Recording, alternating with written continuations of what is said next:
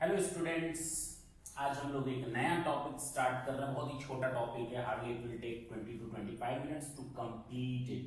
अच्छा, इतना छोटा टॉपिक और आप पढ़ा रहे हैं सर? बिल्कुल सही बात है, छोटा टॉपिक है लेकिन काम का टॉपिक है। क्यों? क्योंकि ये नया अमेंडमेंट है आपके लिए और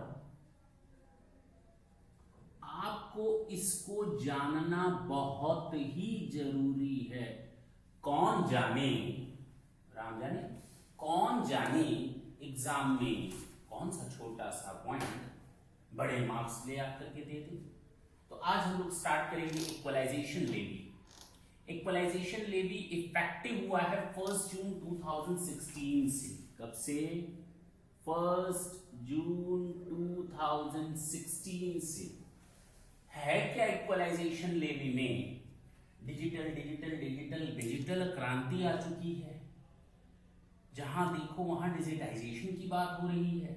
हर बच्चे के पास, हर बंदे के पास, हर एक लेडीज के पास आज की डेट में मोबाइल है ना? अच्छा, सोशल मीडिया पर लगे रहते हैं लोग। अच्छा, एडवर्टीजमेंट का एक बहुत अच्छा सोर्स है वो। लोग अपने बिजनेस को प्रमोट करने के लिए फेसबुक, गूगल और इन सब चीजों का यूज कर रहे हैं। अब प्रॉब्लम ये आ रही है कि जो फेसबुक है, गूगल है या इस तरह की जो चीजें हैं, हम भी आपसे देखिए ना डिजिटाइजेशन के माध्यम से ही जुड़ रहे हैं। तो ये जो चीजें हैं ये कहीं ना कहीं गवर्नमेंट की टैक्स रेवेन्यू को हैम्पर कर रही है। सर ऐसे कैसे टैक्स रेवेन्यू को हैम्पर कर रही है? बिल्कुल कर रही है। अब मान लो मैंने YouTube या गूगल या फेसबुक वालों से कांटेक्ट किया और मैंने कहा भैया ये लो 5 लाख रुपए, मेरा बिजनेस चलता है और एडवर्टीजमेंट दे दो। अब मैंने एडवर्टीजमेंट के लिए 5 लाख का पेमेंट कर दिया गूगल को। सरकार को क्या मिला? कुछ नहीं। मुझे तो एक्सपेंडिचर का डिडक्शन मिल गया under section 37, advertisement expenses, normal business expenses का डिडक्शन मिल गया और उसकी वो इनकम आउटसाइड इंडिया मिल गई तो उस पर तो टैक्स लगा ही नहीं। अब टैक्स लगना चाहिए या नहीं? अब वो ऐसा नॉन रेजिडेंट है जिसका परमानेंट एस्टेब्लिशमेंट इंडिया में नहीं है। अगर उसका परमानेंट एस्टेब्लिशमेंट इंडिया में होता और हम इस तरह के एक्सपेंडिचर को या पेमेंट को उस परमानेंट एस्टेब्लिशमेंट के साथ डायरेक्टली और इनडायरेक्टली कनेक्ट कर पाते तो शायद हमारे लिए टैक्स चार्ज करना थोड़ा आसान रहता और कोई ज्यादा मुश्किल भरा काम नहीं रहता। लेकिन अब प्रॉब्लम है, चूंकि उस कंपनी का, गूगल का, फेसबुक का इंडिया में कोई परमानेंट एस्टेब्लिशमेंट नहीं है and they are non resident and they are getting a huge amount, they are earning a huge amount from the Indian resources and they are paying nothing to our government. तो but obviously मेरी जेब से क्या जा रहा है? मेरी जेब से तो वैसे भी 5 लाख रुपए जाता है उसको एडवर्टीजमेंट के तौर पे। गवर्नमेंट ने मेरे ऊपर एक लायबिलिटी डाली है। गवर्नमेंट ने कहा कि जिस तरह आप tax deducted at source TDS charge करते हैं, डिडक्ट करते हैं, इन द सेम वे अब आप इस एडवर्टीजमेंट, हम बात करेंगे थोड़ी देर बाद, केवल एडवर्टीजमेंट नहीं स्पेसिफाइड सर्विसेज का नाम दिया जाएगा आगे। लेकिन मैं अभी आपको चूंकि एक बेस बताना है, बीबी को बेस पसंद है तो हम उस हिसाब से आपको एक पहले पूरा बेसिक कंसेप्ट क्लियर करते हैं, उसके बाद हम बताएंगे स्पेसिफाइड सर्विसेज का मतलब क्या होता है। फिलहाल तो अब गवर्नमेंट को क्या चाहिए? टैक्स चाहिए। मुझे 5 लाख का पेमेंट करना है गूगल को। अब मैं गूगल को 5 लाख रुपए का पेमेंट करूं, गवर्नमेंट ने मुझसे क्या दिया कि instead of paying ₹5 lakhs to such type of non-resident, try to deduct 6%, try to deduct 6% के हिसाब से इक्वलाइजेशन लेवी। आप 6% इक्वलाइजेशन लेवी डिडक्ट कर लो और उसको गवर्नमेंट के अकाउंट में क्रेडिट कर दो, झंझट खत्म, बात खत्म। इसके अलावा कुछ सोचने वाला बात नहीं है। अब प्रॉब्लम ये आती है कि I am not a businessman, तो बट ऑब्वियसली ये ह्यूज अमाउंट जो एडवर्टीजमेंट का पेमेंट किया जाता है वो एडवर्टीजमेंट बिजनेसमैन के थ्रू की जाती है। Then such type of obligation must be imposed on businessman. If I am a businessman then I have to deduct the amount of equalisation levy as at the rate of 6% while at the time of the payment, at the time of the payment। अभी मैं इस पर clear नहीं हूं, payment मैं clear नहीं हूं, थोड़ी देर बाद मैं डिस्कस करूंगा। तो जब मैं उसको 5 लाख रुपए दूंगा तो instead of paying ₹5 lakh I will try to pay ₹4,70,000। बिल्कुल सही बात है, 30,000 मैं रोक लूंगा और ये 30,000 मुझे गवर्नमेंट के अकाउंट में नेक्स्ट मंथ की 7 तारीख के अंदर तक क्रेडिट कर देना है। ये 30,000 मुझे अपनी जेब में नहीं रखना, बल्कि ये 30,000 मैंने इक्वलाइजेशन लेवी का 6% डिडक्ट किया है।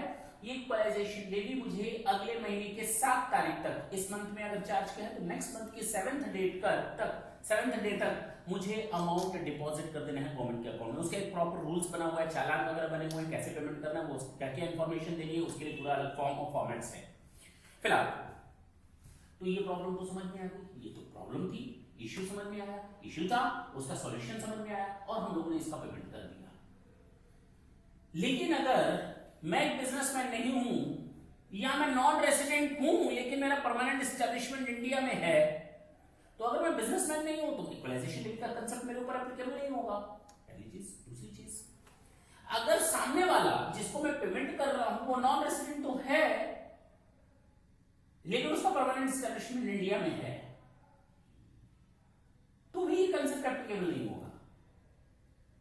तो सर कोई भी बिजनेसमैन होगा, अगर किसी नॉन रेसिडेंट को जिसका परमानेंट एस्टेब्लिशमेंट इंडिया में नहीं है, क्या सब पर एप्लीकेबल होगा?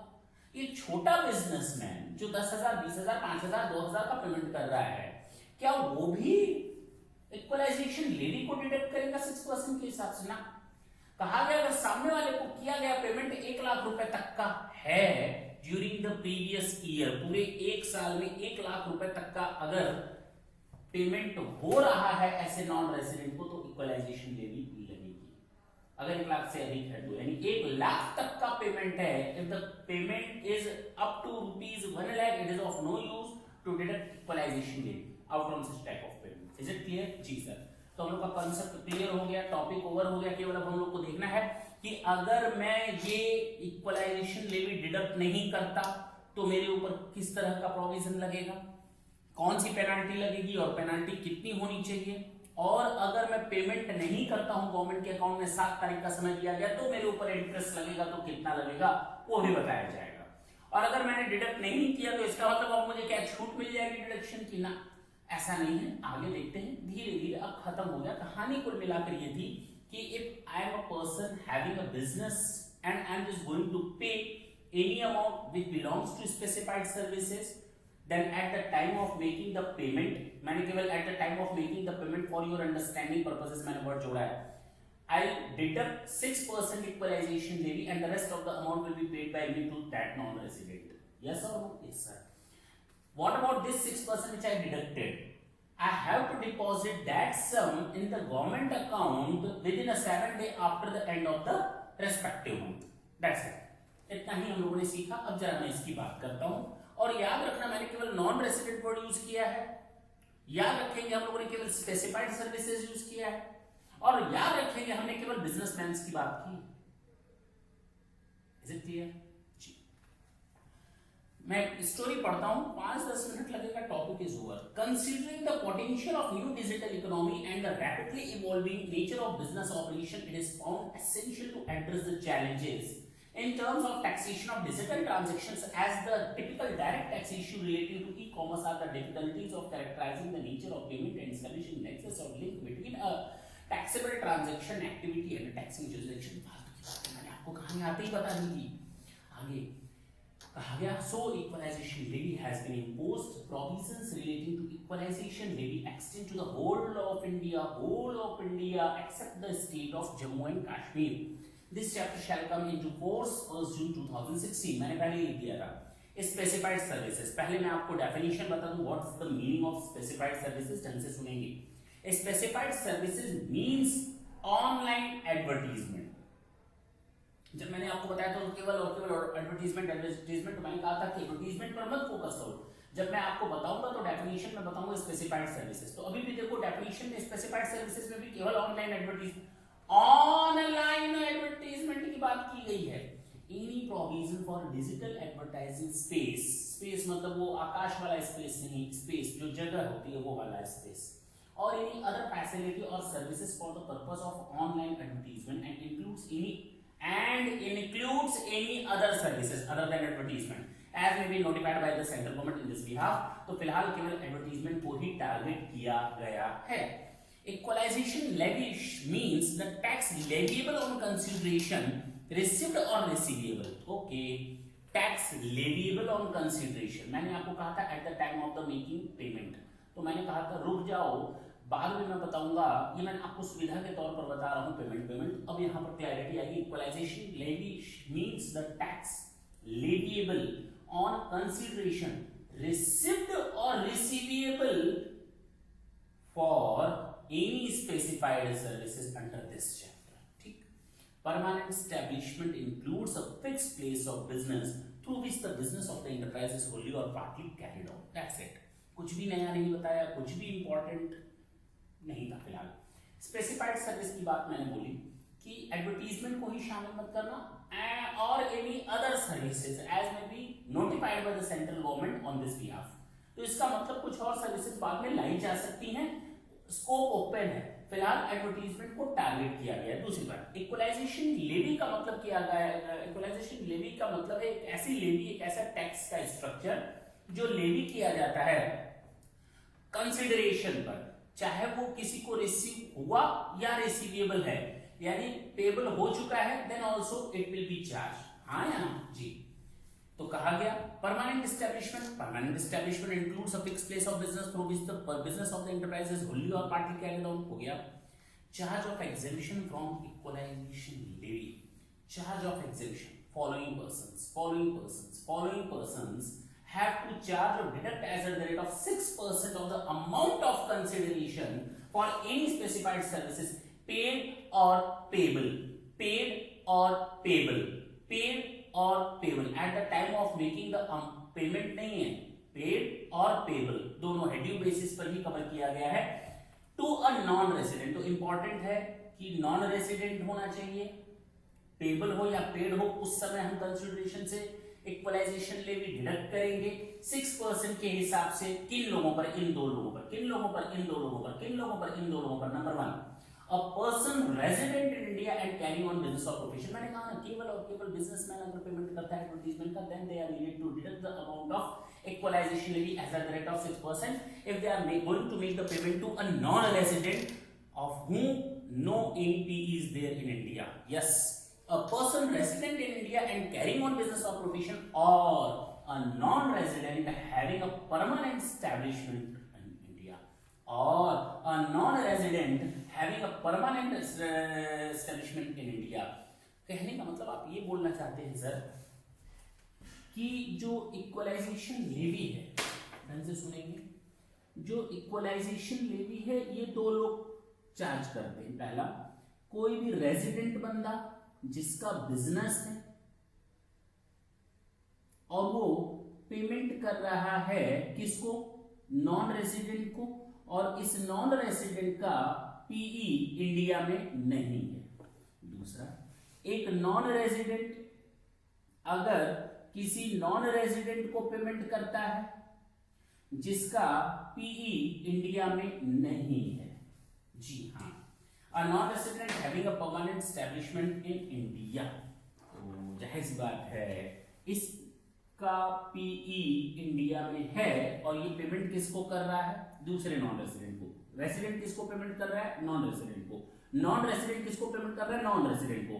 हाँ, किसी ऐसे नॉन रेसिडेंट को पेमेंट किया जा रहा है जिनका परमानेंट एस्टैब्लिशमेंट इंडिया में नहीं है। अब चाहे पेमेंट करने वाला रेसिडेंट हो, चाहे पेमेंट करने वाला नॉन रेजिडेंट हो जिसका परमानेंट एस्टैब्लिशमेंट इंडिया में है, तो रेजिडेंट जो है यहाँ का, जो नॉन रेजिडेंट जिसका एस्टैब्लिशमेंट यहाँ पर है, अगर इन दोनों ने नॉन रेजिडेंट को पेमेंट किया और ऐसा नॉन रेजिडेंट को पेमेंट किया है जिसका परमानेंट एस्टैब्लिशमेंट इंडिया में नहीं है, then they are needed to deduct equalisation levy.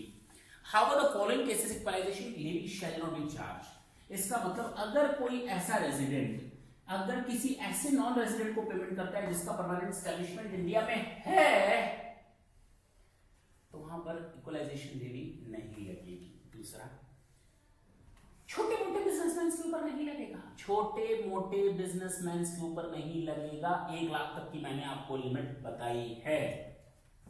जब तक ये 1 लाख रुपए से अधिक ना हो तब तक इक्वलाइजेशन लेवी इम्पोज नहीं होगा जी। और ये बिजनेस और प्रोफेशन के लिए होना चाहिए, बिजनेसमैन होने चाहिए, मैंने आपको पहले ही बता दिया। Payment of equalisation levy 7th day of the month immediately following the said calendar month, बता दिया। If equalization levy is not deducted, then also assessee is required to pay the amount of levy to the credit of central government। ये भी मैंने आपको बता दिया। Interest on delayed payment 1% per month और part of the month will be considered full month। अगर 1.2 months delay हुआ है, 1.02 months भी डिले हो गया तो उसको इक्वल टू 2 months माना जाएगा। तो 1% for every month or part of the month by which such crediting of the tax or the part thereof is delayed। तो इंटरेस्ट रेट आपको पता चल गया 1%, नॉर्मल वही है, हम लोग कई बार गाना गा चुके हैं, interest interest interest 1% per month simple interest के हिसाब से।